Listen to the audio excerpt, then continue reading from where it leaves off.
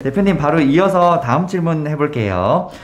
이제 세계 주식시장에 대해서 좀 얘기를 해볼까 해요. 미국 주식시장 위주로 보고 계시잖아요. 네. 저희도 미국 주식 위주로 그 유튜브를 계속 컨텐츠를 제작을 하고 있어요. 예. 아무래도 그 미국 시장이 또 잘 올라가기도 하지만 아무래도 세계 기초통화국이니까 좀 안전한 것 같더라고요. 그럼요. 네, 그리고 대부분의 주식들이 다 미국 주식 위주로 다 따라가더라고요. 그죠?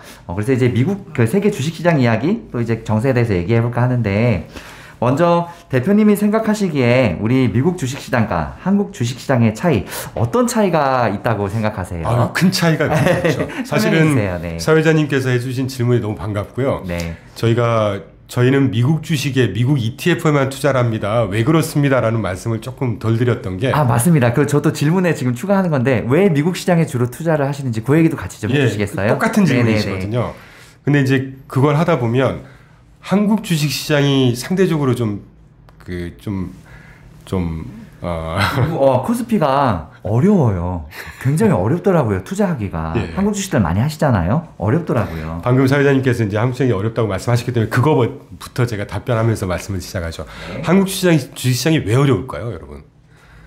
모르겠어요. 너무 어려워요. 그리고 뭐 예를 들어서 삼성전자 같은 게 정말 좋은 주식이잖아요. 용돈도 배당금 이제 용돈도 잘 주고 네네. 진짜 안전한 주식이거든요. 근데 왜 한국 주식시장이 어렵다고 느낄까요? 저거 같아요. 아무래도 미국은 그 나라 미국이라는 이유 하나만으로 전 세계 자본이 다 몰릴 수 있는데, 한국은 이제 아무래도 변방국이잖아요.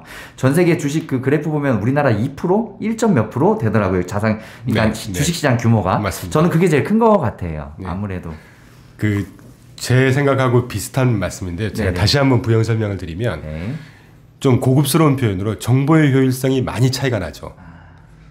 정보의 효율성. 예. 네. 그러니까 이를테면 기업이나 정책이 어떤 정책을 펴거나 기업이 어떤 방향으로 갈 때 그걸 주식시장이 제대로 반영하느냐의 차원에서 보면, 미국 주식시장이 그렇다고 미국 주식들이 뭐 최선이라는 건 아닙니다만, 한국 주식과 미국 주식을 비교하다 보면 미국의 주식은 훨씬 더 정보의 효율성이 뛰어나요.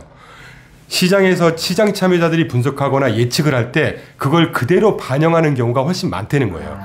근데 한국 주식은 글쎄 시장이 좀 작고 참여자들이 상대적으로 많아서 그런 건지는 모르겠는데 정보의 효율성이 좀 떨어지는 경우가 있습니다. 여기서 말씀드린 정보의 효율성이라는 거는, 미국에서 아무리 주식시장을 많이 경험하는 애널리스트라고 해도 우리나라 일반 개인 투자자 분들 중에 삼성전자를 한 20년 투자하거나 공부 열심히 하신 분들하고 비슷비슷할 겁니다. 네, 진짜 그 회사에 대한 이해도는. 맞아요. 그런데 왜 주가는 그렇게 안 움직일까, 예상대로. 정보의 효율성이 굉장히 떨어지는 거예요. 다시 말씀드리면 그 펀더멘탈한, 또 그 기업에 직접적인 영향을 미치는 정보가 아닌 다른 정보들에 의해서 너무 많이 흔들린다는 거예요. 찌라시 같은 거. 그렇죠. 뭐 찌라시라고 표현할 수도 있는 것이고, 외부 요인이라고 할 수도 있는 것이고, 투기 세력이라고 할 수도 있는 것이고. 그렇죠. 네. 한국도 그런 거에 민감하게 되게 반응하죠. 그렇죠. 그게 가장 큰 차이인 것 같아요. 일단 그 말씀을 드리고, 제가 8번 슬라이드의 미국과 한국의 차이를 여러분께서 눈으로 확인하시라고 저도 공부하는 정리할 겸해서 다시 써갖고 왔습니다.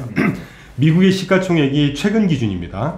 41트릴리언이고요. 우리나라 시가총액이 1.7트릴리언입니다. US 달러 기준으로. 몇 배지? 이게 계산도 한 20배 정도 되는 거죠. 네네. 우리나라가 2트릴리언이라고 보면 20배 정도. 거래소는 아시겠지만 뉴욕증권거래소, 미국이 나스닥이 있고 아멕스 거래소가 있고, 우리나라는 KRX가 있고, 그 밑에 코스닥 코스피가 있고, 종목 표시는 티커 알파벳이라고 우리나라는 숫자 6자리로 하죠. 뭐 이거는 참고 삼아 말씀드립니다. 상장 주식 수가 미국은 4,300개, 우리나라가 한 2,300개 됩니다. 그래도 우리도 많네요. 예, 우리나라 생각보다 많죠. 규모에 비해서. 예. 그리고 제가 빨강색으로 써놓은 건 여러분께서 꼭 투자를 하실 때도 마찬가지고 한 번씩 고민을 많이 해보시라는 뜻입니다. 미국의 배당 성향은 41%고요. 우리나라가 27%입니다. 이따가 배당 질문도 좀 해주실 걸로 알고 있는데, 배당 성향이 뭔지는 이따가 설명을 드리죠.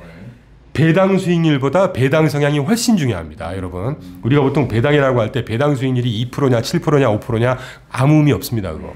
배당 성향이 굉장히 중요하고요. 우리나라가 27%, 이 말은 배당 성향이라는 거는 기업들이 벌어들인 단기 순이익에서 얼마만큼, 순이익이 100이라고 한다면 그 중에 배당으로 얼마를 지불을 할 거냐라는 거거든요. 미국 기업들은 100을 벌었다면 그 중에 40%를 주주를 위해서 배당으로 줍니다. 그게 되게 안전하게 잘 돼 있더라고요. 아, 그럼요. 그건 여러 가지 의미를 포함하고 있어요. 그거는 이따가 설명드리기로 하고 우리나라 기업들은 100 중에 27%를 지불합니다. 이런 큰 차이가 있고요. 상하한가 제도는 미국은 없죠. 우리나라 플러스 마이너스 30%입니다. 이것도 큰 차이예요. 미국은 도대체 왜 그럼 상한가 제도, 하한가 제도를 없앴을까? 그만큼 효율적이기 때문에 그렇습니다. 모든 시장 참여자들이 그걸 감내할 수 있고 극단으로 가지 않는 시장이 되는 거예요.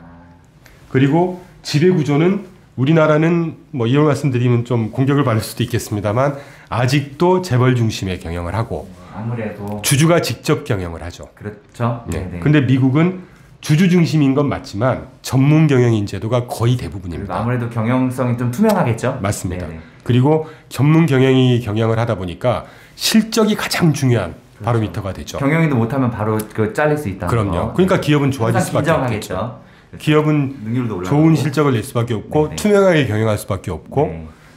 두 번 그다음 시장 구조가 뭐 미국은 전 세계에 정말 침 좀 뱉는다는 투자 전문가들이 모두 다 참여하는 게 미국 주식 시장일 거고요. 맞습니다. 그리고 최대 시장입니다. 네.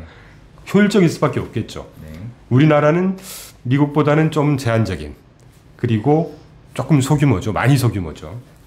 그리고 아까도 뭐 그 비슷한 말씀이 있지만 효율성 차원에서 보자면 미국은 미국 기업 주식은 실적 의존적인 시장, 실적이 모든 걸 지배하는 시장. 그렇죠. 뭐 모든 것이 있지는 않겠지만 네, 실적으로 그리고 이야기를 하라 이거죠. 그럼요. 네. 투명성이 굉장히 높고요. 네.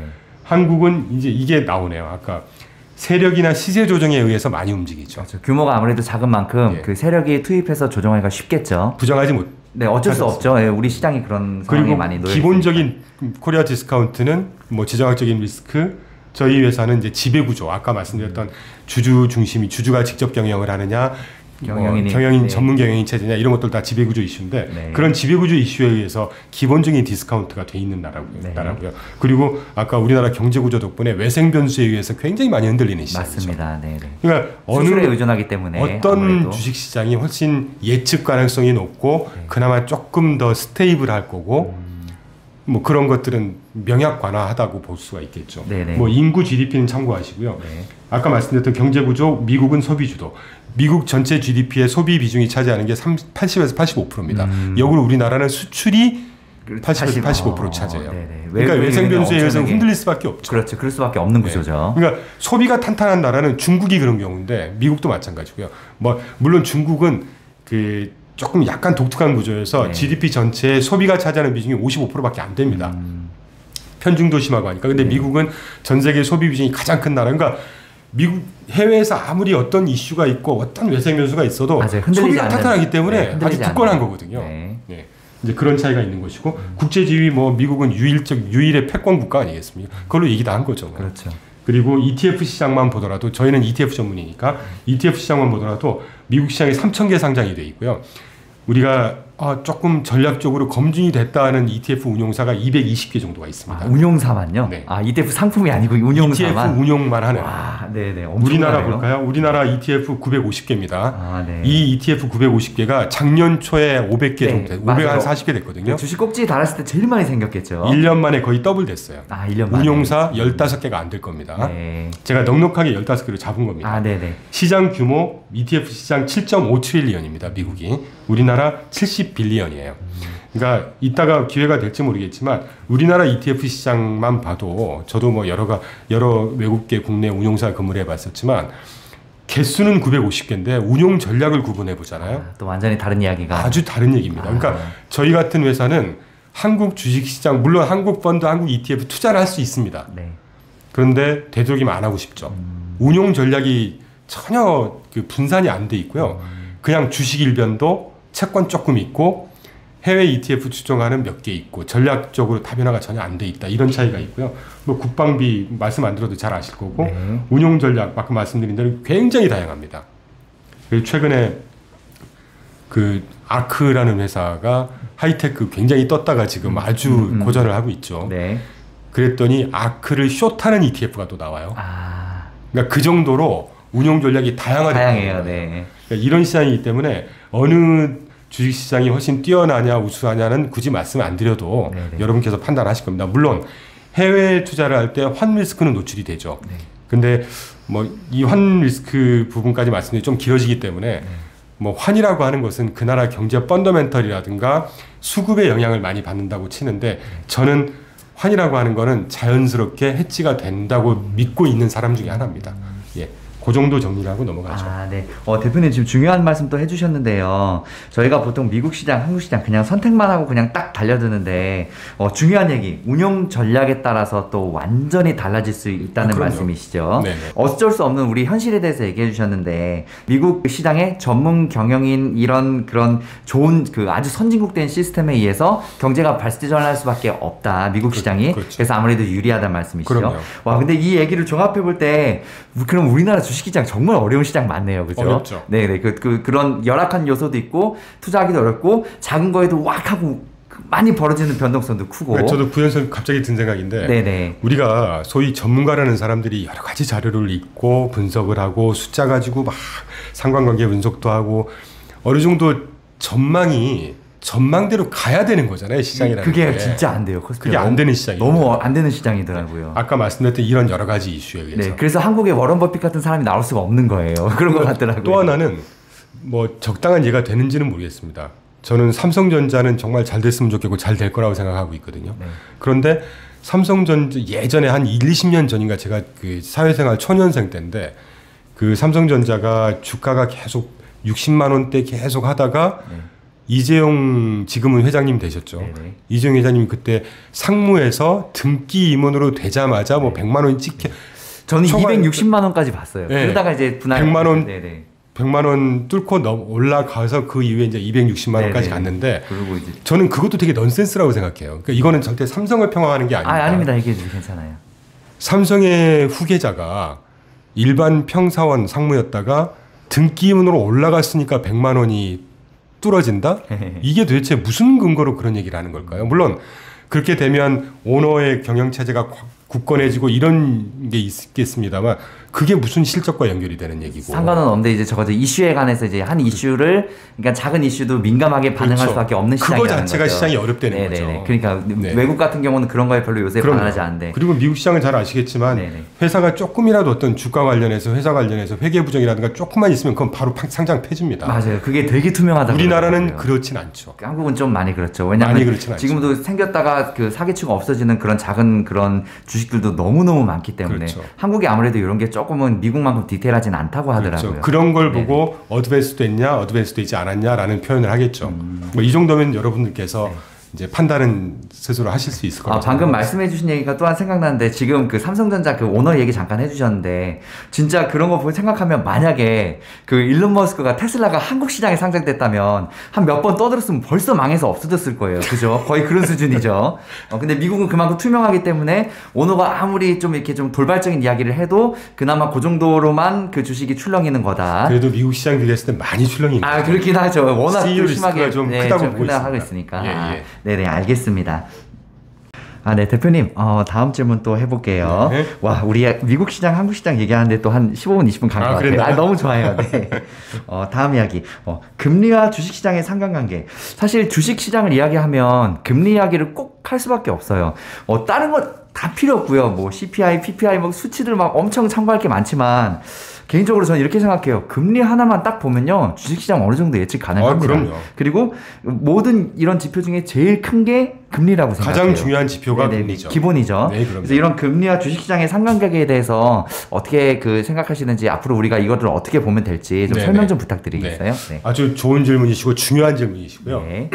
금리와 주식시장의 상관관계라고 하셨으니까 결론부터 말씀드리면 상관관계가 높다고 할 수도 있고 높죠. 일단 상관관계는 굉장히 높은데 방향이 우리가 보통 금리가 올라가면 주식시장이 빠진다고들 생각을 하잖아요. 네. 금리가 빠지면 주식시장은 오르죠. 그런데 이것도 아까 살짝 언급은 되긴 했습니다만 이 경제 상황 또는 기업 상황에 따라 다릅니다. 금리가 올라가면 이 투심이라든가 센티멘트가 조금 얼어붙으면서 단기로는 주식시장이 빠져요. 적어도 과거엔 그랬어요. 근데 올해도 뭐 크게 다르지 않을 거라고 보고 있는데 그런데 그러다가 이제 그런 주식시장이 좀 빠지는 상황인데 경제 펀더멘털이라든가 어떤 기업들의 펀더멘털이 양호하면 주식시장은 반드시 오릅니다. 왜 그러냐면요. 금리를 올리는 거는 물가를 잡기 위해서 올리는 거고 물가가 물가가 심해지니까 물가를 잡기 위해서 금리를 올리지 않습니까? 물가가 심해진다는 얘기는 시중의 유동성 돈이 많이 풀린다는 얘기입니다. 시중의 돈이 많이 풀렸다는 얘기는 기업 상황이든 어떤 경제 주체들의 상황이 좋은 걸까요, 나쁜 걸까요? 좋다는 얘기거든요. 그렇기 때문에 주식시장은 올라요. 그런데 금리를 올렸을 때 그 영향으로 경제 펀더멘털이 많이 훼손이 되거나, 물론 지금 상황이 그 훼손이 많이 될 거다라고 해서 극단론이 팽배해 있는 상황이지만, 물론 저희는 그렇게는 안 봅니다만, 경제 상황이라든가 기업 펀더멘털이 많이 훼손이 되면 금리 상승에 따라서 주식시장은 반대로 빠지겠죠. 그런 상관관계가 있다는 거고, 왜 그럼 금리가 중요하냐? 아까도 사회자님께서 말씀하셨지만 이 주식시장이나 금융시장에는 변수가 정말 수백 가지, 수천 가지일 겁니다. 변수 간에도 변수가 존재하니까 네, 맞아요. 그것까지 따지면 아마 뭐 수천 가지일 거예요. 그 중에 단연 하나의 지표를 꼽으라고 한다면 저는 금리라고 봅니다. 뭐 제가 아무리 강조해도 지나치지 않을 거라고 보고 있고요. 여러분께서 조금 이제 투자를 시작하시는 분도 계실 테니까 조금 쉽게 설명을 드리면, 아까 제가 설명드렸던 3번 슬라이드로 한번 다시 가볼까요? 자, 여러분, 한 국가의 경제를 우리가 대표적으로 표현하는 게 국내 총생산 GDP라고 얘기를 합니다. GDP를 경제학적으로 이렇게 구성 항목을 나눠보면요, 여러분께서 보실 때 GDP는 소비, 투자, 정부 지출, 수출 빼기 수입이거든요. 그런데 수출과 수입은 그렇다 치니까 지금 3번 슬라이드에서 보시는 것처럼 이 GDP 성장률이라든가 고용이라든가 노동시장이라든가 뭐 인플레이션이라든가 산업생산, PMI 제조업 지수라든가 서비스업 지수, 경제활동, 이건 서베이죠. 소비시장, 실제로 얼마나 많은 돈을 쓰고 있느냐, 또는 그 다음 페이지 뭐 가계부채, 주택회전율 거래, 하이힐드 스프레드, 저축, 뭐 주택시장 지수, 이런 것들이 어느 하나 금리에 영향 받지 않는 게 어디 있나요? 맞습니다. 모든 게 다 금리입니다. 저축도 금리고요, 기업 자금 조달도 금리고요, 급여도 심지어 금리 영향을 받죠. 그렇죠. 예, 그렇기 때문에 금리는 왜 중요하냐를 설명을 드리는 것보다 그냥 금리 공부를 많이 하시면 많이 하실수록 투자의 성공 가능성도 높아지고, 또는 이 살아가시는데 경제활동, 인생을 사회생활을 하실 때도 훨씬 더 도움을 많이 받으실 수 있다 정도로 강조를 드리고 싶어요. 왜 중요하냐는 굳이 설명을 안 드려도 될 것 같아요. 금리뿐만 아니라 우리 보면 이제 고용지표와 물가지표 등 이런 중요한 지표들 있잖아요. 주식시장에 또 많은 영향을 미치고 있는데 이런 이유와 이런 지표들을 우리가 왜 파악해야 할까요? 이것도 아주 당연한 질문이신데, 방금 이제 고용지표하고 물가지표를 말씀해 주셨기 때문에 아마 이렇게 질문하시는 연유는 올해 이 시장은, 전 세계 시장을 지배했던 이슈가 물가였고, 물가였는데 연준에서 전례 없는 속도와 폭으로 금리 인상시켰단 말이죠. 그래서 경기 침체가 뭐 심하게 올 거다. 어쨌든 경기는 지금 감속을 하고 있으니까. 이제 문제는 여기서부터죠. 이 경기 부진과 경기 감속이 심각한 경기 침체로 갈 거냐 아닌 거냐라고 할 때, 저도 아까 누누이 설명을 드렸지만 여러 가지 경제 지표를 갖고 판단을 해야 되지 않겠습니까? 그 중에 가장 중요한 게 또 고용이에요. 네, 맞아요. 그러니까 다시 말씀드리지만 고용이든 뭐든 금리가 영향을 미치지 않는 게 없죠. 그렇겠죠. 예. 네. 그리고 정부 정책이라는 게 아까 제가 좀 펀더멘탈한 말씀을 다시 한번 드리고 싶은 게, 경제라는 게 아까 제가 왜 모두에 실물 경제와 금융 경기 부분이 있다고 구분이 돼 있었다고 말씀을 드렸지 않습니까? 정부 정책도 마찬가지입니다. 우리나라로 말하면 실물 경기를 적당한 수준에서 유지를 하자는 게 기획재정부에서 하는 역할이고요. 미국 같으면 재무부겠죠. 금융 부분, 적당한 물가 수준, 적당한 수준의 고용, 완전 고용을 유지하자는 게 중앙은행이 목표하는 정책 목표입니다. 우리나라 같으면 한국은행, 미국 같으면 페드. 그런데 이 실물 경기와 금융 경기를 실제로 어떻게 해서 확장시키고 축소시키고 긴축시키느냐 하는 정책 툴도 몇 개 안 돼요. 재무부, 우리나라 같으면 기획재정부에서 활용할 수 있는 정책 수단이라고 하는 거는 세금, 그 다음에 정부 지출, 이 두 가지고요. 세금 올렸다 빠졌다 완화시켜주거나 긴축하고, 정부 지출을 많이 하거나 줄이거나 하면서 실물 경기 부분을 유지를 하는 거고요. 중앙은행도 많지도 않아요. 딱 두 가지예요. 통화량을 조절하고, 그것도 뭐 같은 얘기긴 하지만 금리 수준을 조절해서 시중에 유동성을 늘려줬다가 긴축했다가 하면서 컨트롤한다는 말씀이시죠? 그렇죠. 네. 지금 같은 경우는 금리를 급작스럽게 굉장히 빠른 속도로 올리면서 통화량을 옥죄다는 표현은 그렇지만 줄이면서 경기 펀더멘탈을 어느 정도 지금 불씨를 좀 꺼가는. 좀 빨리 컨트롤하겠다는 거죠. 저희는 버블을 해소하는 과정이라고 해석은 하는데 뭐 어쨌건 경기 부진 감속을 유도하고 있는 것이죠. 네. 그렇기 때문에 이제 그 정부 정책을 이해하는 것은 굉장히 중요하고 거기에 또 그 펀더멘탈 부분에서 이 민간 부분을 가장 또 지탱해주는 가장 지대한 영향을 미치면서 가장 중요한 지표가 아까 말씀하셨던 고용이지 않습니까? 왜냐하면 이 고용이라는 게 실업률이 높냐 낮냐, 뭐 고용률이 좋냐, 뭐 똑같은 얘기긴 하지만 고용 상황이 얼마나 좋냐에 따라서 민간 부분의 소득 수준 또는 소비 수준 이런 것들이 영향을 미칠 것이고 특히 미국 같은 나라는 그 가계 부분 소비가 굉장히 중요한 것이 GDP 전체에서 80에서 85%가 소비가 차지한다고 그랬잖아요. 그러니까 이 소비에 직접적인 영향을 미치는 게 고용입니다. 물론 다른 나라도 마찬가지일 거예요. 그러니까 우리나라 같은 경우도 소비가 뭐 50에서 50%밖에 55%밖에 차지 않은 나라도 청년 실업률 문제가 물론 이건 사회적인 현상 중에 하나긴 하지만 그래서 고용이라는 지표가 굉장히 중요한 것이고요. 그리고 이제 제가 말씀 나온 김에 경기 펀더멘털이라고 할 때 우리가 대표적인 지표가 뭐가 있느냐라는 거는 여러분께서 한번 참고 삼아 산업생산 인더스트리얼 프로덕션 지금 3번 슬라이드 2개 슬라이드에 다 반영이 되어 있습니다. 제가 하나하나 꼬집어서 일일이 설명을 다 시간 관계상 못 드리지만 산업생산이라고 하는 거는 한 나라 국가 경제에 산업이 얼마나 활성화가 되어 있느냐 꾸준하게 가고 있느냐 그리고 이 산업생산을 조금 더 세부적으로 보는 이 필드에 있는 구매 관리자들이 앞으로 경제가 어떻게 될 거냐를 서베이하는 지표입니다. PMI. 그러니까 최근에 PMI가 47포인트 수준으로 떨어지면서 경기 침체 부진 위험이 더 높아지고 있긴 하지만 이것도 100% 믿을 만한 지표는 안 된다고 봐요, 저희는. 이것도 서베이 지표거든요. 참고만 하라고. 그렇죠. 그리고 그 다음 아까 말씀드렸던 소비, 뭐 소매 판매라든가 PC. 근데 이제 PC 같은 게 뭐 개인 소비 지출이라고 해서 실제 주머니에서 내가 얼마나 돈을 쓰고 있느냐는 이런 지표가 중요할 것이고 노동시장 실업률 중요할 것이고 물가 CPI 뭐 금리는 당연히 말씀 안 드려도 될 것 같고요. 주택시장 같은 경우는 뭐 주택 판매가 얼마나 견조하느냐 또는 그 신규 주택 허가 건수라는 게 있어요. 이 혹자들은 주택 허가 건수가 경기의 선행 지표 중에 가장 설명력이 높다고 합니다. 왜냐하면 주택 부분이 경제 전반에 미치는 파급 효과가 굉장히 큰 분야고 그 중에 가장 그 프론트라인에 있는 앞선 지표 중에 하나가 건축 허가 건수거든요. 왜냐하면 여건이 건축을 실제로 지으려면 허가를 받아야 되잖아요. 그러니까 지표가 가장 빠른 거죠. 그러니까 이런 것들은 한 번씩 참고하실 만할 것 같고요. 괜찮네요, 그리고 또 하나는 이제 금리가 중요한 것처럼 금리 스프레드 우리가 보통 뭐 장단기 금리 스프레드가 역전됐다, 스프레드가 어떻다 이렇게 말씀 많이 하지 않습니까? 근데 이제 장단기 금리가 역전됐다는 얘기는 좀 다른 얘기니까 그건 자체하고 금리 스프레드라는 거는 금리라는 거는 사실 돈의 가치고 시장 상황을 시장 참여자들이 어떻게 판단하느냐는 거잖아요. 이자를 더 줄까 덜 줘도 돼 이런 거니까 아주 직결되는 거거든요.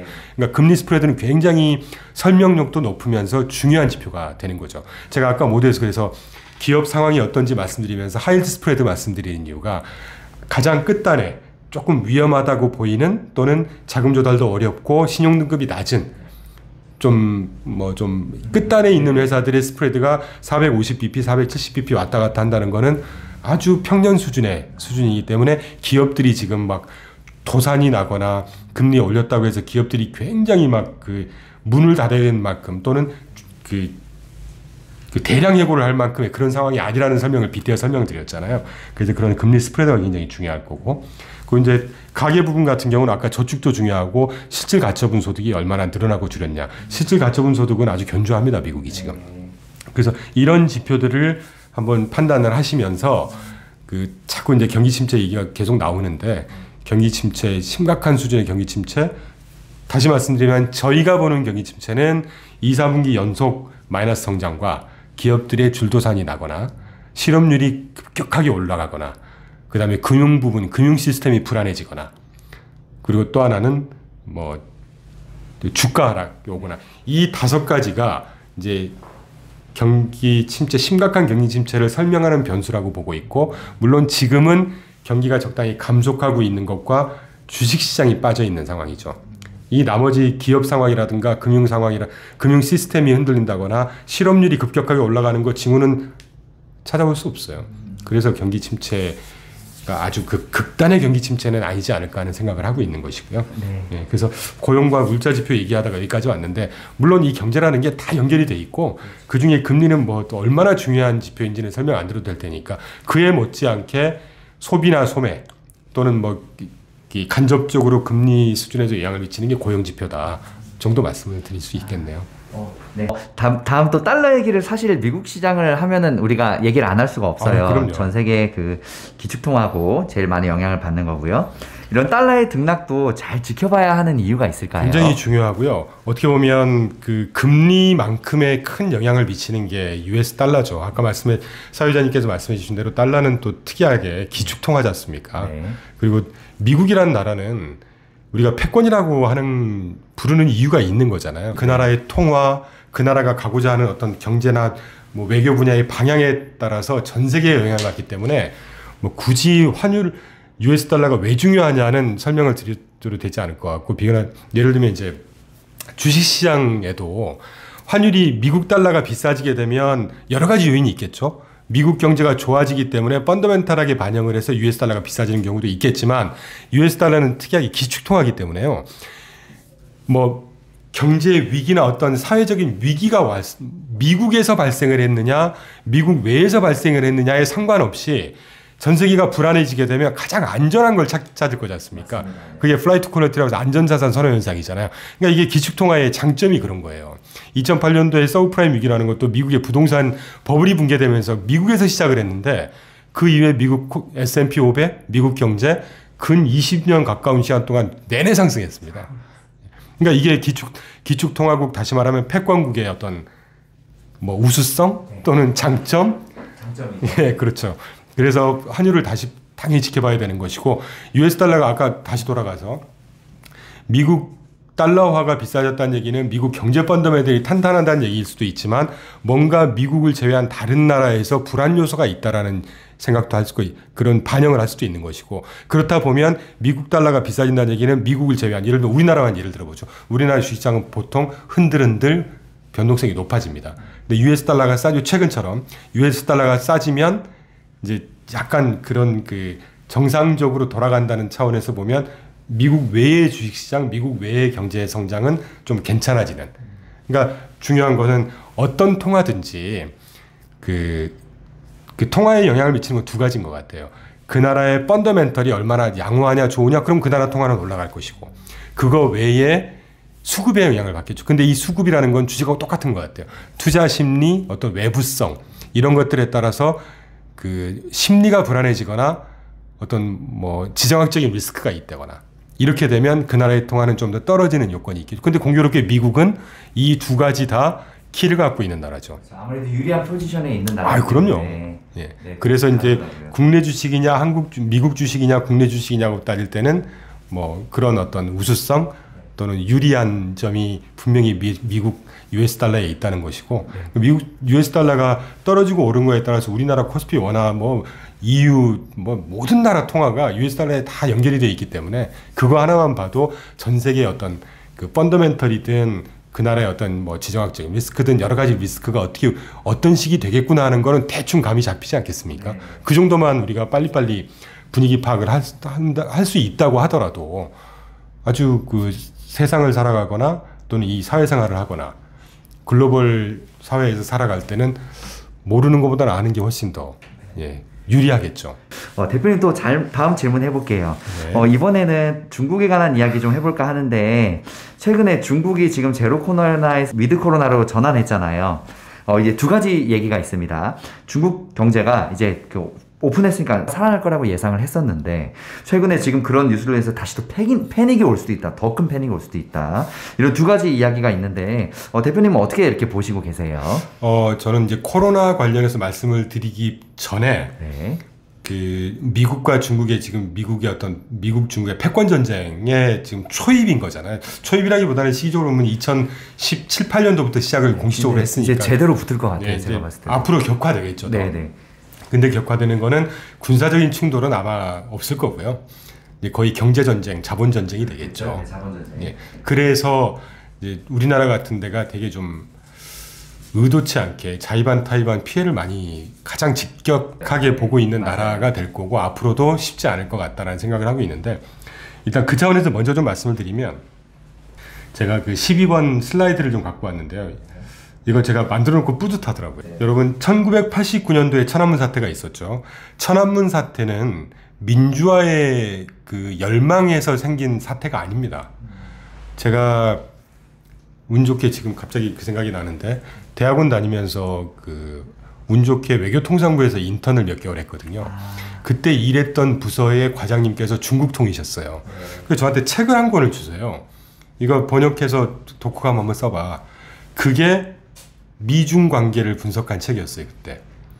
그리고 그때 정책이 어떤 정책이 있었냐면 그 과장님께서 저한테 말씀해 주시는 게 서해 대개발 국책 사업이라는 얘기를 해주세요.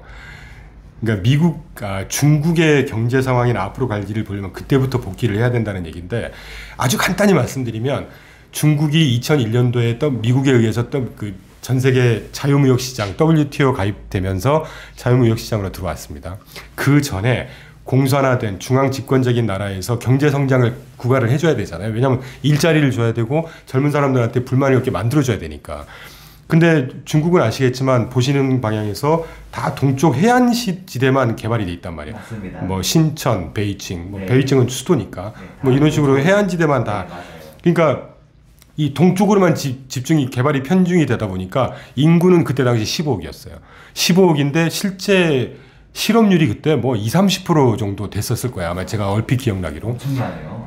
그러면서 이제 이 젊은 사람들이 다 이제 도시화되다 보니까 도시로 왔는데 사람이 워낙 많으니까 자 우리가 보통 경제활동 인구라고 하면 경제학적으로 한 30% 보거든요. 15억에 30%면 4억 5천에서 5억 정도의 젊은 사람들의 일자리가 있었겠습니까? 실업률이 20% 30% 창궐합니다. 그때 같은 지역에서 도시화로 가서 일자리를 찾았는데 나는 거지 같은 생활을 하고 있는데 거지로 생활을 하고 있는데 어떤 친구들은 돈을 잘 벌고 있고 이러니까 젊은 사람들이 불만이 팽배했던 거예요. 그게 일자리 달라고 생긴 게 천안문 사태입니다. 그래서 제가 밑에다 이름을 달았. 근데요. 그때 당시에 1인당 중국의 GDP가 284달러였어요. 284요? 예. 야, 그 10분의 1이구나. 1인당 1년 GDP. 1인당 GDP 284달러. 우리나라 지금 13,000달러 정도 되고요. 지금 중국 최근 2022년 11월 기준으로 중국의 USD 1인당 GDP가 12,500불입니다. 그러면 몇 배가 어마어마하게 상승을 했죠. 자, 문제는요. 이렇게 1인당 GDP가 상승을 하고 먹고 살만하고 하다 보면 사람들은 자유를 갈망하게 되고 자유로운 소비를 갈망하게 돼 있어요. 그러면 경제 구조나 지배 구조는 풀어줘야 됩니다. 항상 그렇게 해왔어요. 모든 나라들이. 공산국가 몇 개만 빼고. 그런데 어떻죠, 중국은? 지금도 20-30년 전에 중앙집권 통제사회를 그대로 유지하고 있어요. 공산당 특선상이죠. 그때 당시에는 제가 영어로 쓰면서 뿌듯했는데 feeders였어요. 구호가. 일자리 줘, 먹여 살려, 우리 먹고 살아야 돼. 근데 지난 11월 15일부터 지금 계속 백지 시위하고 있지 않습니까? 백지 시위가 일자리 달라는 시위 아니잖아요. 통제하지 마. 우리 자유롭게 해줘. free us라는 얘기거든요. 여기에 수긍하지 못하면 중국 사회는 경제는 뭐 주식시장이나 경제를 얘기하기 이전에 중국 사회는 되게 큰 경랑으로 빠져들 염려가 있습니다. 제가 조금 자랑 섞어서 제가 한 3-4년 전에 증권사 근무를 할 때 그 미국의 가장 큰 헤지펀드 하우스의 한국 대표님이 사무실에 오셨어요. 오시면서 그 회장님을 모시고 오셨더라고요. 그 대화를 하면서 중국 얘기가 쭉 나와갖고 중국이 뭐 어떻다면서 어떻게 생각하니 그래서 제가 그랬어요. 중국은 아마 천안문 사태 같은 티안안men 크라이시스라고 하는 천안문 사태 같은 사회적인 그 소셜 라이엇이 한 번 더 올 수도 있을 거다. 물론 제가 팬데믹 예상은 못했죠. 지금 이게 소셜 라이엇 아니겠습니까? 맞습니다. 그러니까 제가 그때는 팬데믹이나 경제를 놓고 생각하지 않고 방금 말씀드렸던 1인당 GDP가 지금 몇십 배가 떴어요. 근데 통제는 계속 똑같이 낙후된 시스템을 하고 있어요. 그러면 이거는 분명히 어딘가에서 균열이 생깁니다. 민중이 그렇게 좌시하지 않을 거예요. 그러니까 일단 그런 측면에서 말씀을 드리고 싶고 그런 차원에서 코로나도 이거 아주 지극히 개인적인 의견입니다만 중국의 코로나 문제는 쉽게 잡히진 않을 것 같습니다. 제가 볼 땐. 국가적인 그 방향성 때문에. 왜 그러냐면 일단 조금 지저분한 것 같고요. 일단 환경 자체가 모래바람, 먼지가 많은 나라고. 좀 불리한 위치에 네. 있죠. 그리고 청결의식이 조금 떨어지는 것 같아요. 그러니까 그분들이 뭐 질라짓다 이런 차원이 아니라 문화 자체가 지금 네. 조금 청결하지 않고 네. 그런 것들 때문에 코로나가 쉽게 잡힐 것 같지 않고 아까 사회자님께 말씀해 주셨는데 통계를 일단 믿을 수가 없어요. 중국은. 뭐 유튜브 같은 저도 유튜브에 봤습니다만 검증 안 된 자료니까 지금 감염자 수만 뭐 3억인가 4억 추산된다는 유튜브도 있더라고요. 네네네. 그건 누가 알겠습니까? 그렇죠. 근데 지금 백지수표 때문에 그러니까 중국 공산당이 뜨아한 거예요. 아까 제가 드리다 말씀인데 천안문 사태 때 이걸 딱 겪고 공산당이 제일 무서워하는 거는요. 민중이 공산당 필요 없어 물러가 이걸 제일 무서워합니다. 그래서 만든 게 일자리 주고 먹여 살려주려고 만든 게 국가 경제 성장률을 인위적으로 끌어높인 게 2000년 초반에 개혁을 세웠던 서해 대개발 국적 사업이라고 그래서 서부에 그 황무지 사막 지역을 도시화로 만들겠다는 게 서해 대개발이었고 최근의 부작용이다. 그 밑에 사진에 지금 유령 도시가 막 팽배해 있다는 거지 않습니까? 부동산 시장이 이제 죽어가면서 네. 이런 게 다 이제 긍정적 영향을 미쳤다가 부정적 영향을 미쳤다가 이게 반복하는 건데 중국이 딱 지금 그런 상황이죠. 그리고 아까 말씀드렸었지만 30년 전에 국가를 지배했던 시스템의 사진을 보시면 아시겠지만 6명, 7명이 앞에 단상에 서가지고 7명이 국가를 지배하는 좌지우지하는 나라인 거잖아요. 이게 민주국가에서는 상상할 수 없는 이런 중앙 통제적인 집권. 그러면 일반 국민들은 얼마나 뭐 얘기하다가 갑자기 생각이 난 건데 중국이 하이테크 분야에서 가장 앞선 기술이 뭔지 아세요?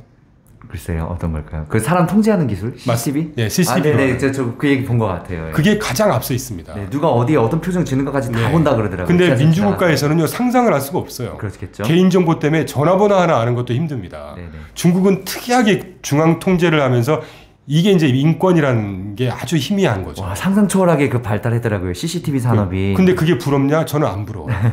내가 자유롭게 살 거냐? 내가 통제당하면서 살 거냐? 사람이라는 건 기본적으로 자유를 갈망할 수밖에 없거든요. 그러니까 경제 이런 걸 떠나서 중국이라는 나라의 사회구조가 공산당이 지배하는 사회구조는 굉장히 왜곡돼 있고 이러기 때문에 경제학까지 갈 것도 없을 것 같아요. 조금 과장 섞어서 말씀드리면. 일단 그렇고 그러다 보니까 이제 이런 사회적인 어떤 왜곡 현상 또 어떤 그 사회적인 불안 요소 또 코로나 수치 우리가 확인할 수 없는 거 뭐 이런 것들 때문에 경제 그렇다고 중국 경제가 뭐 망하거나 그러진 않을 거예요. 왜냐하면 아까 일단 그 바이두라든가 알리바바 같은 회사는 글로벌 시장에서 석권을 해서 1등이 된 게 아니고요. 사용자 수가 자기 나라만 해도 일단 1등 먹습니다. 네, 인차이나만 해도 그렇죠. 그러니까 내수 소비가 그만큼 잠재력이 크다는 거거든요. 네네. 그러니까 경제 자체가 아무리 패권 전쟁을 해도 망하거나 그러진 않을 거예요. 네네. 근데 이제 조금 중간 건너뛰어서 말씀드리면 중국에 투자할 타이밍은 오긴 올 것 같아요. 저는 결국 미중 패권의 경쟁은 미국 승리로 돌아갈 거라고 보고 있거든요. 그래야 되고요. 중국의 이런 중앙 통제적이고 공산당적인 이런 시스템이 다른 나라에 전파된다고 생각해 보십시오. 저는 그거는 싫습니다, 개인적으로. 그렇죠, 당연하죠. 네. 그래서 미국이 이긴다고 볼 때 그러면 중국은 언제 투자해야 될 거냐? 서방 금융 자본의 그 자유로운 자본시장을 오픈할 때가 딱 중국에 투자하는 타임이라고 보고 있어요. 그렇죠. 그런 시스템을 완전히 이제 받아들이고 자기네 그렇죠. 국가 자체에서 이제 개혁을 이제 시작할 때 근데 경제적으로. 이제 그걸 뒤집어 얘기하면 공산당 입장에서는 공산당은 끝난다는 네네, 얘기겠죠. 붕괴겠죠. 네. 그러니까 이제 그런 생각을 주로 하고 있습니다. 중국은. 저희는 중국에 당장 투자할 생각이 없기 때문에 일단 중국의 어떤 그런 빅픽처는 그렇게 보고 있습니다. 저희가 이 질문을 드린 이유가 아직 물론 지금 미국이 이제 이런 제조 왕국의 왕이 중국이잖아요. 그것도 생각보다 파급력이 어마어마하더라고요. 그렇죠. 최근에 미국에서 이제 뭐 TSMC도 이제 미국으로 간다고 네. 그런 것처럼 계속 땡겨 가겠지만 그래도 중국 시장이 이제 제조의 왕국이니까 앞으로 어떻게 될까 이제 궁금해서 여쭤본 거거든요. 제가 그 말씀까지 못 드렸네요. 되게 네네. 중요한 말씀인데 네네. 이제 그 정도까지만 말씀하고 말았는데 네.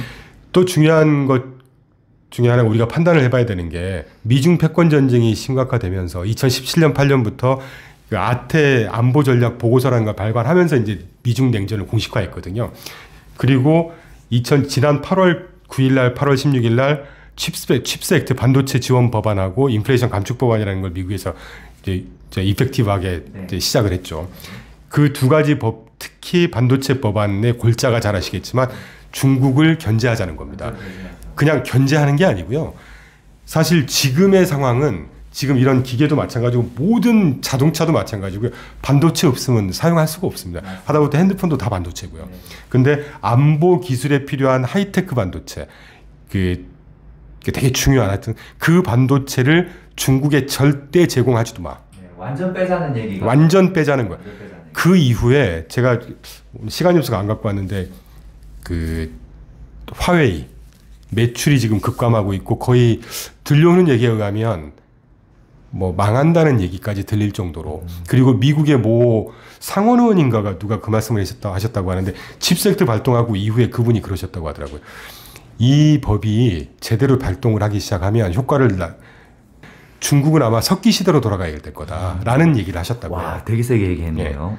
그러니까 그거와 지금 그 제가 자료 갖고는 안 갖고 왔습니다. 자료는 안 갖고 왔습니다만 오커스나 파이브아이라든가 뭐 여러 경제 안보 동맹을 중국 하나 가운데 놓고 경제 안보 군사 동맹, 금융 동맹, 경제 동맹을 지금 굉장히 옥죄는 상황입니다. 네, 완전히 거의 고립시키는 수준으로 지금 되게 서방에서 이렇게 밀어붙이고 있더라고요. 지금 하고 있습니다. 지금 이미 진행 중이에요. 네, 그런 것 같더라고요. 그런 거를 중국이 버틸 수 있을까? 저는 그렇게 생각하지는 않습니다. 중국이 아무리 인구가 많다고 하더라도 중국이 이제까지 경제 고성장을 구가했던 거는 2001년도에 아까 말씀드렸지만 미국이 WTO로 구소련 또는 일본을 대항마로 일본이나 소련의 구소련, 러시아의 대항마로 만들기 위해서 중국을 자유시장 경제로 진입을 시키면서 고성장을 부과시킨 거거든요.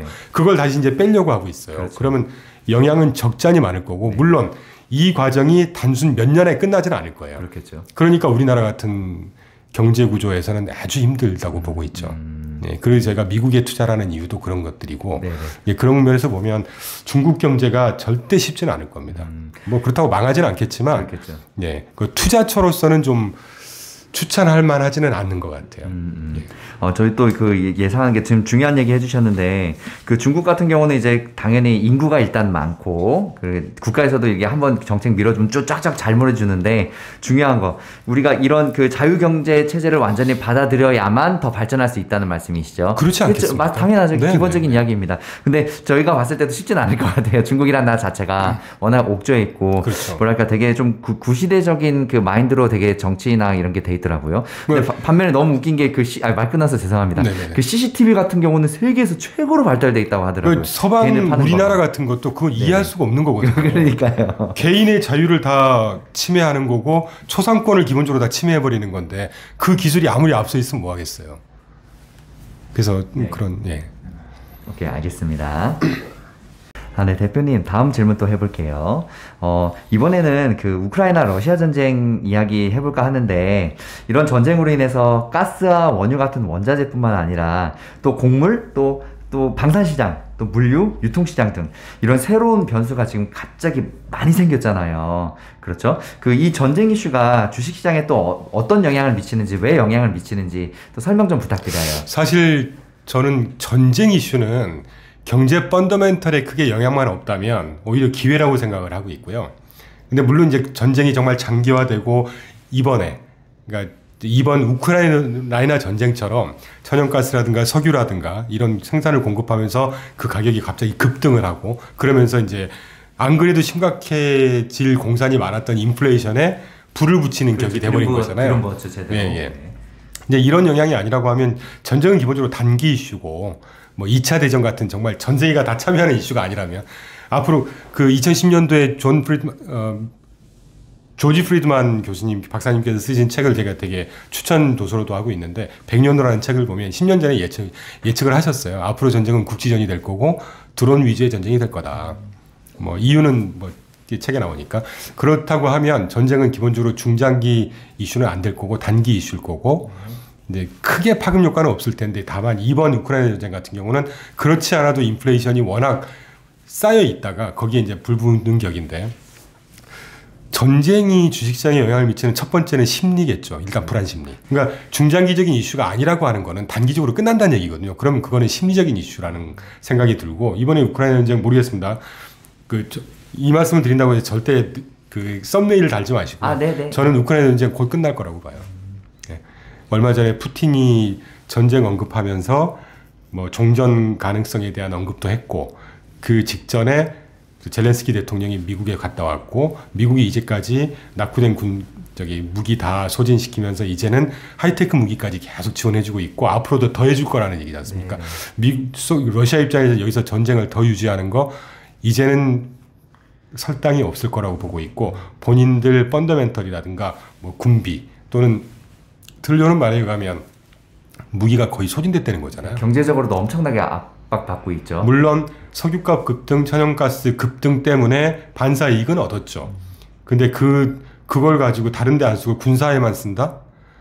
뭐 무기 지원 받는 게 북한 말고 또 다른 나라에서 지원 받을 수 있을까요? 제가 볼 땐 여기서 더 유지하는 거 의미도 없고 푸틴이 그 정도는 알 수 있지 않을까 하는 생각이 들고 있습니다. 그래서 만약에 우크라이나 전쟁이 종전 협의 내지는 이런 시그널이 또 나오면 주식은 한 번 더 환호하겠죠. 그렇겠죠. 그 정도 영향이지 않을까. 물론 이런 전쟁 때문에 항상 그래왔습니다. 과거에 방위산업체 네네. 뜨고 있고 우리나라도 뭐 K1 막 하고 있고 근데 이런 이슈는 중장기적인 이슈는 아니기 때문에 길게 투자할 만한 그런 상황은 아닌 것 같고요. 저도 잠깐이라고. 예, 한 번에 모멘텀 플레이 정도 할 수 있는 그런 재료라고 보고 있습니다. 네, 대표님, 또 이제는 종목에 대해서 또 이야기 해볼까요? 네, 주식은 또 원래 종목 이야기에 꽂히잖아요. 제가 뭐 주식 전문가는 아니지만. 네네.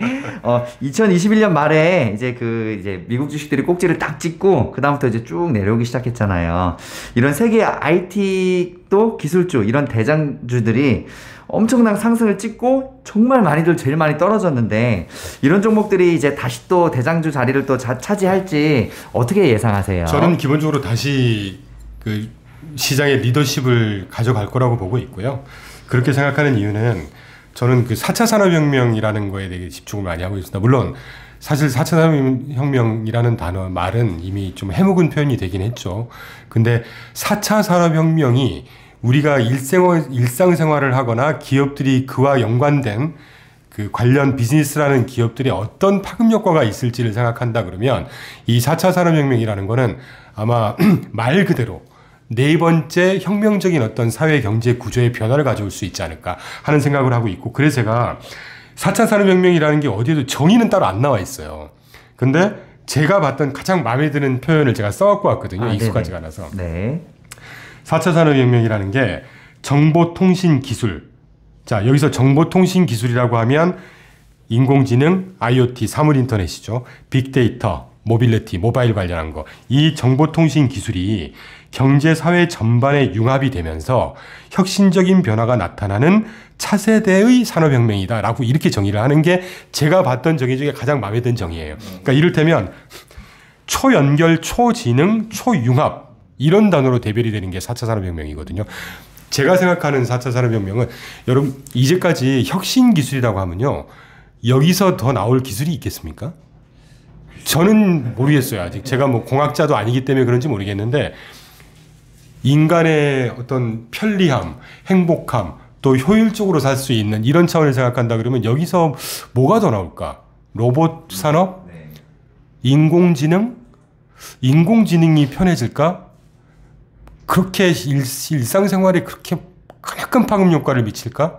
저는 산업 용도는 파급 효과가 크다고 보지만 우리가 일상생활을 할 때 인공지능이 있다고 해서 얼마나 편해질까를 생각해 보면 그렇진 않은 것 같고 차라리 로봇 시스템, 뭐 로보틱스 이런 것들이 그래서 되게 전망도 유망하고 근데 우리가 빅테크, 하이테크라고 하면요 이 앞으로 제가 몇 가지 말씀 안 드렸지만 문명의 어떤 우리가 인간 생활을 하는데 편해지고 효율적이고 더 안전하고 투명하고 그러면서 좀 더 행복하게 살 수 있는 그런 문명의 이기 때문에 이런 데 쓰이는 기술들 아까 왜 제가 뭐 인공지능, IoT, 빅데이터, 모빌리티, 뭐 초융합 이런 거 초융합에도요 그런 신기술에도 뭐 3D 프린팅, 로보틱, 생명공학, 나노기술 이런 것들이 언급이 되잖아요. 근데 이 여러 가지 언급된 몇 개의 기술 중에 빅테크라고 하면 사실 반도체 기반이지 않습니까? 반도체가 해당되지 않는 분야는 없어요. 없어요. 다 IT 전자. 인공지능도 반도체고요. 하다못해 우리 자동차 뭐 다 반도체지 않습니까? 맞습니다. 그러니까 반도체가 빅테크, 하이테크의 대표 주자라고 한다면 이쪽 분야는 다시 리더십을 가져갈 수밖에 없고 그 분야 빼고는 이 분야를 앞설 만한 뒤집을 만한 찾기 어렵다고 보고 있습니다.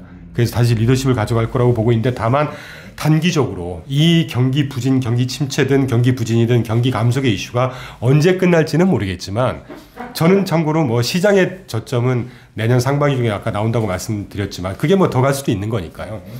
그 기간 동안에 이쪽을 투자할 거라고 하시면 제가 어느 종목을 찍어드리긴 조금 제가 뭐 종목 전문가가 아니니까 다만 이 빅테크 하이테크 기업 중에 우리가 보통 대표적으로 메타, 넷플릭스, 아마존, 구글, MS, 마이크로소프트, 애플 등등 얘기를 하지 않습니까? 근데 마이너스 60%에서 한 40%씩, 50%씩 빠졌는데 그나마 구글, MS 같은 경우, 애플 같은 경우는 워낙에 이제 리테일 쪽에 많이 깔려져 있기 때문에 조금 손실률이 마이너스 한 30%대이긴 한데 정말 착한 친구들이죠. 네, 그죠? 그런데 이 빅테크 하이테크 쪽을 보시면 제가 이제 뭐 평소에 쭉 보고서 같은 거 보다 보니까 또 이게 이제 인플레이션, 물가 상승, 경기 부진인데 이것 때문에 우리가 보통 어떤 그 기업들의 시장을 크게 두 가지로 분류를 하자면 소매 시장이 있고요. 개인들한테 파는 시장, 기업 산업용으로 쓰는 홀세일 시장이 있거든요. 근데 모든 대부분의 보고서가 이 반도체를 포함한 빅테크 하이테크가 첫 번째 이유가 리테일 시장 쪽은 되게 경기 침체 영향으로 힘들 거다 내년 내내. 그래서 내년에 전망이 대부분 축소 내지는 마이너스로 돌아서고 있습니다. 그러나 산업용 수요는 아주 탄탄할 거라고 보고 있어요. 그러니까 기업들은 어쨌든 산업 활동을 해야 될 것이고 거기에 해당하는 시장은 계속 넓히려고 노력을 할 거기 때문에 그래서 이 정도까지만 말씀을 드리는데 대신 뭐 예를 들면 아마존이냐 애플이냐 이렇게 구분을 굳이 하신다면 아까 말씀드렸던 소매 시장, 홀세일 시장에 어느 회사가 홀세일 시장에 조금 더 이 버퍼를 더 많이 갖고 있느냐를 한번 그거는 뭐 인터넷 같은 거 이렇게 조회해 보시면 많이 나오지 않을까요? 요새 워낙 공개가 많이 돼 있으니까 네. 그렇게 찾아가시는 게 조금 더 보수적으로 디펜시브하게 플레이하실 수 있는 방법이지 않을까 하는 생각이 들고 또 하나 이제 이런 업종들이 많이 빠진 이유는 뭐 해묵은 얘기입니다만 기본적으로 금리에 되게 민감한 업종들이죠. 네. 그래서 이제 금리 올라갔을 때 당연히 주식이 빠질 수밖에 없고 사실은 저는 이제 사실 멀티플 뭐 주가 수익 비율이 몇 배고 몇 배 이런 얘기 잘 하기 싫거든요. 왜냐하면 저는 펀더멘털을 추구하는 사람이지 몇 배 올라갔으니까 이게 많이 비싸다? 몇 배 올라간다는 건 성장률을 더 포함할 수도 있는 거기 때문에. 근데 다만 이제 그 느낌상으로는 이 빅테크 하이테크 주들이 과거 한 뭐 10년, 5년, 10년 멀티플을 좀 과도하게 받은 측면은 있는 것 같아요. 최근에 테슬라 뭐 잘 보셔서 아시겠지만 테슬라가 작년 초반에 퍼가 얼마였는 줄 아시는지 모르겠는데 193배였습니다. 말도 안 되는 수치였다. 지금 테슬라 좀 빠져서 43배 정도 될 거예요. 지금 그것도 높은 거 아닌가요? 저는 높다고 보죠. 엄청 높은 거. 제가 다른 채널에서 포드, 현대차 퍼가 한 8, 9배 정도라고 말씀드렸더니 그런 멀티플을 어떻게 똑같이 적용하냐고 어떤 분께서 댓글을 달아오셨는데 현대차도 전기차 생산 라인 갖고 있고요. 네. 포드, GM도 생산 라인 언제든지 변화시킬 수 있습니다. 다른 채널에서 제가 말씀드렸지만 테슬라 지금 미국 시장 침투율이 한 5% 되거든요. 전기차 침투율이. 물론 모든 보고서들이 향후 한 1, 20년 동안 이 전기차 시장 점유율이 58%, 50, 거의 60% 육박하게 확장될 거라고는 봐요. 그런데 테슬라를 왜 우리가 조금 조심해야 되느냐. 그러니까 종목마다 다 스토리가 다르니까. 그렇죠. 근데 일단 CEO 리스크가 크고. 네. 그리고 테슬라가 지금 이 미국 자동차 시장 전체 5% 중에 60%를 점유하고 있거든요. 그거는 과거에 이제까지의 고 멀티플의 근거는 됐어요. 앞으로 똑같은 멀티플을 줄 거냐? 그건 다른 스토리라는 거죠. 지금 미국 내에 전기차 브랜드가 48개가 있습니다. 근데 2000 몇 년도인가 하여튼 조만간 150개 정도가 진출할 거라고 해요. 그럼 그만한 마켓 쉐어를 가져갈 수 있을까? 또는 확인 안 된 얘기입니다만 미국 자동차 1, 2위 업계 GM 포드가 지금 열중시하고 웃고 있다는 거예요. 이거 시장 인프라까지 다 깔렸을 때 우리 생산 라인 바로 밟을 수 있으니까 그때 기다리고 있다는 거죠. GM이나 포드가 바보가 아닌 다음에야 그렇겠죠. 눈에 보이는 전기차 시장이 확대될 건데 그거 손만 놓고 있겠어요. 터줏대감들이 가만히 있지는 않겠죠. 요는 그만큼의 몇백 배, 몇십 배의 펄을 무작정 둘 수 있느냐 그건 시장의 경쟁 상황이라든가 이건 상황에 따라 다르다는 얘기죠. 그러니까 그렇게 좀 케이스 바이 케이스 접근하시는 게 어떨까. 하여튼 답변을 다시 랩업해서 드리면 이 빅테크 하이테크 줄밖에 없어요. 앞으로 확장해 갈 수 있는 확장성이라는 것은. 다 연결돼 있기 때문에. 그럼요. 그래서 더 성장을 할 거라고 보고 있고 뭐 주가가 60% 빠졌는데 1년 내에 60% 회복할까 이건 저도 모르겠습니다만 중장기적으로 봤을 때 시장이 어떤 리더십을 가져갈 수 있을 것이냐 저는 반드시 그렇게 될 거라고 보고 있습니다. 저희 그 포트폴리오 중에 혁신 테마라고 있는데 그 혁신 테마의 6개의 테마 중에 세 가지도 이 빅테크, 하이테크 관련한 테마고요. 네, 저 봤어요. 네네. 저도 지금 같은 생각인 게 예를 들어서 이제 이것들이 다시 안 올라갈 거면 이 기업들이 지금 자기네가 엄청나게 많이 떨어져 있는데도 불구하고 투자를 계속 안 했겠죠. 그렇죠. 지금 근래 없는 막 뭐 몇백 조 단위를 투자를 또 하고 있다고 하더라고요. 제가 거기까지 생각을 깜빡해서 네네네. 좋은 말씀해 주셨네요. R&D 투자라든가 뭐 그 캐펙스라고 하죠. 캐피탈 익스펜디처 지출이 엔비디아 같은 회사는요 계속 증가하고 있습니다. 그 사람들이 바보입니까? 어딘가 쓸 데가 있고 필요가 있으니까 투자를 할 거고 투자를 하면 그에 해당하는 시장이 또 형성이 되거든요. 그리고 조금 더 크게 보자면 아까 언급해 주신 다른 자료에서 제가 그 중요한 테마 중에 하나인데 R&D 투자가요 2010년도 중반부터 어마어마한 규모로 증가하고 있습니다. 과거의 사이클의 몇 배 되는 수준으로. 그 말은 뭔가 그에 해당하는 기술 개발 혁신이 될 것이고 혁신이 되고 생산성이 올라갈 수 있는 활동을 하다 보면 기업들이든 정부 조직이든 경제 구조든 사회 구조든 거기에 바뀐다는 거예요. 저희 이노베이션 포트폴리오는 바로 그 중장기 테마, 메가 트렌드에 투자하는 테마인데 그게 이제 저희 혁신 포트폴리오의 투자 스토리거든요. 이제 그런 스토리하고도 결부되기 때문에 그런 리더십은 당연히 다시 가져갈 수 있지 않을까 생각하고 있습니다. 네, 알겠습니다. 네. 네. 또 다음 질문 해보겠습니다. 네. 종목 이야기는 사실 한국에서는 삼성전자를 빼놓을 수가 없는데요.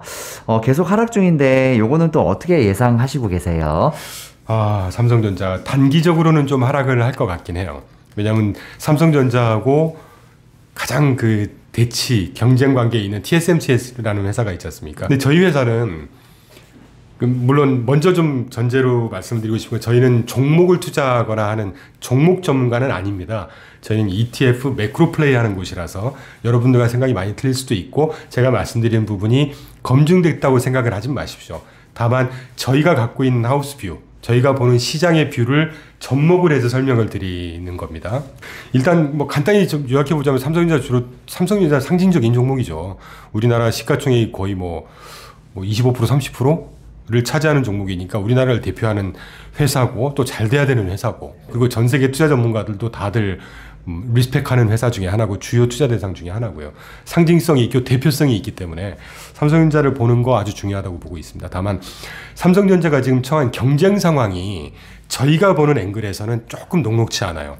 삼성전자는 뭐 제가 오늘 굳이 여기까지 와서 D램이냐 뭐 난드 플래시냐 뭐 가격이 어떻게 되느냐 뭐 용량이 어떻게 이런 얘기는 안 드리겠습니다. 네네. 그 16번 슬라이드 제가 비교를 해갖고 왔는데요. 삼성 주력 분야를 보면 삼성전자는 저기 패블리스 바운드리, 그러니까 핵심 설계 디자인 부분과 그 뭐라 그러죠? 파운드리라고 그러죠. 네. 그러니까 그냥 제조만 하는 이거를 둘 같이 하고 있지 않습니까? 둘 다 하고 있어요. 예. 맞아요. 근데 TSMC는 그냥 제조만 하는 회사거든요. 만들어주는 것만 하죠. 예, 만들어주는 것만 하는 거죠. 바로 여기에 경쟁적인 비교 우위, 우열이 있는 거예요. 그리고 뭐 10년 주가 참고, 그러니까 여기 보면 뭐 인력 규모가 얼마고 이런 거 다 비교해 갔거든요. 근데 요는 TSMC는 정부 지원이라든가 성장 속도가 가벼우니까 훨씬 빠르겠죠. 성장 사이클 자체가 한참 구가하는 사이클이니까. 근데 삼성전자는 성장 사이클 자체가 어느 정도 이제 이 고점에 와다르다 보니까 속도가 좀 늦은 이런 것도 작용을 할 것 같고 두 번째 가장 큰 거는 TSMC는 파운드리 온리인데 삼성전자가 패블리스하고 그러니까 이 설계 디자인을 같이 하다 보니까 그렇다고 합니다. 이 파운드리 쪽 계약은 장기적으로 누적 계약을 좀 많이 하는 편이래요. 그러니까 이거를 뒤집을 수가 없대요. 한번 계약을 하면 뭐 1, 2년 짧게 계약을 하는 게 아니기 때문에 그렇죠. 장비 하나 만들고 생산 라인 준비하는데도 몇십 년 걸린다고 그렇죠. 하더라고요. 맞아요. 그러니까 지금 TSMC가 그 얼마 전에도 발표했지 않습니까? 우리는 저 경쟁 안 하고 제조만 열심히 잘 해드릴게요. 그러니까 자, 전 세계에 반도체 핵심 공정, 디자인, 설계, 솔루션 이건 어느 나라가 패권을 갖고 있죠? 미국이 갖고 있잖아요. 근데 미국 위주의 시장이 앞으로 더 강화될 겁니다. 이제 칩스 액트뿐만이 아니고 반도체 4개국 동맹까지 맺었잖아요. 한국, 일본, 대만, 미국. 그러니까 이제 이 나머지 세 나라가 우리나라가 반도체 패권 가져가는데 니네 잘 서플라이 체인 역할해 이거잖아요. 그러면 서플라이 체인 역할을 할 때 핵심 설계 디자인하는 기술은 미국이 갖고 있고 미국 내에 주로 회사가 있는데 이 회사와 경쟁하는 회사가 편할까요? 경쟁하지 않고 그냥 제조만 충실히 잘해주는 회사가 편할까요? 무슨 말인지 완전히 이해했습니다. 네, 그래서 저는 삼성전자가 단기적으로는 주가가 그렇게 셀 것 같다는 그렇죠. 생각은 하진 않고 아무래도 있습니다. 국가 포지션상 말이죠. 그렇죠. 그거가 가장 중요한 요소 중에 하나입니다. 네네. 예. 저도 그렇게 생각해요. 왜냐하면 그 예를 들어서 미국 같은 경우는 설계만 하면은 물론 설계도 비용이 많이 들겠지만 생산 라인이나 이런 것들 비용이 더 많이 들잖아요. 최대한 이익이 많이 드는 산업들은 자기네들 다 가져가고 그렇죠. 이제 이거를 만들기 마진율이 위해서 높은. 예, 그렇죠. 이걸 위해서 만들고 준비하기 이제 그 어려운 그런 것들은 이제 외부에다 맡기고 그럼요. 그런 시스템으로 간다는 그럼요. 말씀이시잖아요. 그죠? 그러니까 일단 껄끄럽겠죠. 설계 갖고 있는 나라에서 삼성전자가 되게 뭐 투자도 많이 하고 하겠지만 똑같은 대안이 TSMC가 있잖아요. 그런 차원에서 보면 최근에 주가가 조금 세지 못한 게 그런 이유가 있지 않을까 하는 생각을 하고 있습니다. 네, 알겠습니다. 대표님 또 다음 질문 해볼게요. 네. 이번에는 2차 전지 이야기인데 전기차 배터리 뭐 워낙 핫하죠. 2차 전지 산업 어떻게 보세요? 2차 전지 산업 아주 유망한 산업이고 네. 저희 그 아까 이노베이션 포트폴리오 6개 테마 중에 하나입니다. 또. 네. 근데 이제 저는 여기서 뭐 그 시장이 클 거다 이런 얘기 굳이 안 드려도 될 것 같아요. 전기차는 대세죠. 지금 참고로 전 세계의 전기차 침투, 그러니까 전 세계 자동차 시장의 전기차 침투율이 13% 정도 되거든요. 어떤 채널에 이렇게 댓글을 이렇게 조금 제 의견에 비판하시면서 써놓으셨는데 미국 전기차 시장 침투율이 13%라고 그러시는데 전 세계 전기차 침투율이 13%고요. 미국 전기차 침투율은 5%입니다. 그러니까 이거는 뭐 제가 그분께 뭐 어떤 뭐 이렇게 하는 게 아니라 정확한 정보를 제가 말씀드리는 거예요. 전 세계 전기차 시장 중에 딱 3개예요. 중국, 유럽, 미국. 근데 중국 같은 경우는 이제 국가 주도로 성장을 해왔고 자국 배터리를 사용하고 있어요. 그런데 재미있는 건 올해 그 전기차 보조금 지급이 중단됩니다. 네, 맞습니다. 네. 그리고 전기차 시장 자체가 성장이 좀 더뎌지지 않을까. 왜냐하면 어떤 국가적인 어떤 뭐 국가 경제 전체 상황, 코로나 셧다운, 락다운, 그리고 경제 성장 자체도 이미 이제는 꼭지를 찍었다고 보고 있거든요. 그래서 국가 주도했던 건 일단 보조금 지급 때문에 되게 컸잖아요. 근데 그게 중단되면서 국가 전체 상황 그렇게 재밌는 상황은 아니다. 물론 그 나라가 좋다고 하더라도 저가 만약에 이 전기차 관련한 ETF를 투자한다 그러면 중국 편입돼 있는 종목은 뭐 조금 지양하는 뭐 저희는 중국을 조금 안 좋게 보고 있기 때문에 그런 차원이 있고 유럽을 보면 이제 전 세계 그래서 넘버 원 시장이 시장 침투율이라든가 전기차 시장 규모로만 보면 중국입니다. 그런데 앞으로 그렇게 좋아 보이지 않는다는 말씀이고요. 두 번째 시장이 유럽인데 뭐 잘 아시듯이 이산화탄소 배출 성능 표준 개정안 통과시키면서 2035년부터 내연차 기관 판매 중단된 거잖아요. 완전히 중단이니까 이거는 전기차 시장이 이제 앞으로 전기차 시장만 남은 거예요. 무조건 가라는 거죠. 무조건 가라는 거죠. 아예 이렇게 해버렸다. 그럼요. 그래서 구조적으로 전기차 시장이 확대될 수밖에 없는 것이고 유럽 같은 경우는 지금 전기차 시장 침투율이 2010년도 1%였다가 지금 17%로 급증했어요. 21년도 당시에. 그러니까 얼마나 전기차 시장이 급속도로 성장하고 있는지는 뭐 안 봐도 뻔하실 거고. 이제 문제는 넘버 3 미국 시장인데 전 세계 세 번째 미국 전기차 시장이 미국 시장인데 다음에 분명히 집중해야 되는 시장 중에 하나라고 보고 있습니다. 그러니까 소비라고 하면 결국은 미국이기 때문에요. 그래서 미국은 이유가 아까 제가 그 이전 질문에서 말씀드렸듯이 S&P 글로벌 모빌리티라는 이제 그 리서치 기관에서 발표한 게 미국 내 전기차 브랜드가 아까 48개라고 말씀드렸고 2025년까지네요. 159개의 브랜드가 그러니까 브랜드가 이렇게 많아진다는 얘기는 시장 자체가 폭발적으로 성장을 한다는 얘기고 이 많아지면 또 시장을 형성합니다. 거기에 따라서. 그래서 성장률이 되게 빠른 시장이라고 생각하고 있고 아까 왜 제가 GM 포드 뒤에서 웃고 있다 그랬는데 이제 본격적으로 시장에 참여하려고 준비를 하고 있다는 거거든요. 그 시장 침투율이 아까 말씀드렸는데 미국이 한 3에서 5%라고 하는데 한 5% 정도 될 거예요, 지금. 향후에 가장 폭발적인 성장 속도가 가장 빠른 곳은 미국이지 않을까 하는 생각을 하고 있습니다. 그래서 뭐 이쪽 2차 전지는 워낙 훌륭하죠. 그런데 이제 부가적으로 하나 설명을 드리고 싶은 것은 제가 다른 채널에서 좀 비슷한 설명을 드렸는데 2차 전지 시장이라든가 로봇이라든가 뭐 자동화라든가 이런 그 어떻게 보면 핫한 하이테크 있잖아요. 2차 전지도 아직은 성숙 단계는 아니라고 보고 있습니다. 시장이 초기 단계이기 때문에 이럴 때 우리가 보통 그 반도체 같은 경우는 성숙 단계에 진입했기 때문에 이 반도체 어떤 끝단에 있는 반도체 시장을 대표할 수 있는 종목이라고 한다면 우리나라의 삼성전자. 서플라이 체인에 있어서 성장 속도라든가 주가 상승폭을 가장 빨리 얻을 수 있는 회사라고 하면 보통 서플라이 체인에 있는 회사들이잖아요. 네. 그러니까 반도체 업종 같으면 이 서플라이 체인에 있는 회사들을 투자하는 게 맞죠. 성장은 끝단에는 그러니까 성장 속도는 줄어들 거고 이쪽은 성장이 빠를 테니까. 근데 하나 유의할 점은 이런 2차 전지를 비롯해서 뭐 AMR이라고 하죠. 오토메이션, 모빌리티, 그다음에 로보틱스 이런 2차 전지도 마찬가지라고 보고 있는데 이런 업종들은 아주 시장이 초기이기 때문에 대표 종목을 투자할 거냐, 서플라이 체인에 투자할 거냐 하는 것들은 조금 판단을 해보셔야 되는. 예. 물론 여기에 그럼 이제 테슬라 같은 데 투자하는 테슬라가 왜 이 모양이야? 라고 하실 수 있겠지만 그건 또 그러니까 주식이 그래서 어려운 건데 이런 펀더멘탈한 이슈 말고도 테슬라 같은 경우는 이제 뭐 CEO 리스크가 크다든가 최근에 또 제가 오늘은 갖고 오진 않았지만 연구개발 투자비가 급감합니다. 테슬라에서. 이런 하이테크 기업에서 이 R&D 투자가 급감한다는 얘기는 뭔가 조금 색깔이 안 맞다? 또 이제 막 코인 투자 막 이런 거 하고 그러니까요. 그 최근에 트위터 사태를 보면서 저는 개인적으로